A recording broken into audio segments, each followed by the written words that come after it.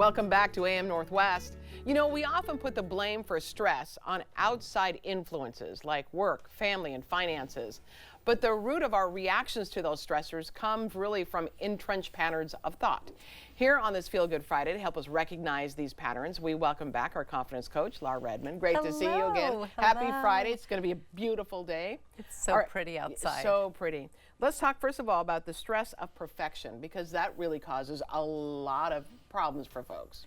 All of these patterns we can relate to. We have them in different moments of life. The perfection stress is about self-absorption, always feeling like you have to get it right physically, visually. It's an uncomfortable place to live. And there's a river of fear and control right under the perfection complex. It's usually a lot of self-absorption that takes over, and then you don't really feel anything or have vulnerability. So the key out of that pattern is to be more in touch with what you feel and how your emotions run. Because I think the perfectionist does not allow feelings. It's all just controlling the outer image. Very stressful. And I'm sure they blame their stress on outside influences instead of what, as you just said, working from the inside. And I really feel for young women, because I really think of them with this type of stress. It's at a peak because of all of the exposure to the how you look. influencers, all that. Yeah, absolutely. The stress of the rat race. I mean, this one we can relate to no matter what our age is. It's this idea of who's ahead of me, who's close behind me. Everything is measured with success and failure and getting ahead. Very stressful, very unpeaceful, and not about the end goal. That's how to get out of that one. Like, quit focusing on scheming to get to the end goal. Because all that does is speed up the stress levels inside of you. And the idea is to slow down. Don't focus on the end goal, and try not to focus on who's in front of you or about to catch up with you, because that kind of competitive energy is very stressful to be around, but it must be awful to live with it. Well, I would think too, those are things you can't control. So you can't control the uncontrollables. They're not within your, you can't do anything about who's in front of you or who's in back of you. You know, you just can't. And yet your brain might be thinking about it so often that you're occupying all this uncomfortable tightness inside of you with something you can't control. You're right. But it's not a good place to live. No, the stress of insecurity is a big one. This one kind of goes along a little bit with the first one, where you're just never feeling like you belong, you're not enough, you weren't invited. There's this focus on all the external validation, nothing going on spiritually.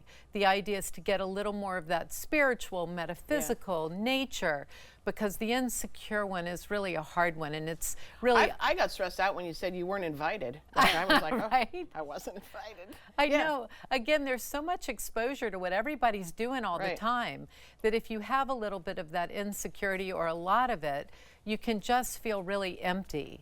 And it's a very low rolling feeling of I'm not enough. And that does not feel good to anyone to continue to roll on the brain or to think about. The stress of habit. This one's a more dull stress. It's kind of more in the depressive nature psychologically, where you just can't get motivated. The stress is not being able to get up and do something different. You're sticking to the habits that you use every day, but they're not really working for you anymore.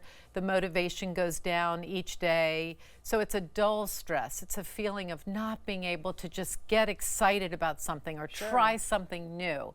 And this stress pattern often needs third-party help to just help someone find their motivation, their desire for living, the feeling of wanting to get excited about something. These are possibilities, but when you're in this stress pattern, sometimes you don't even know they're there.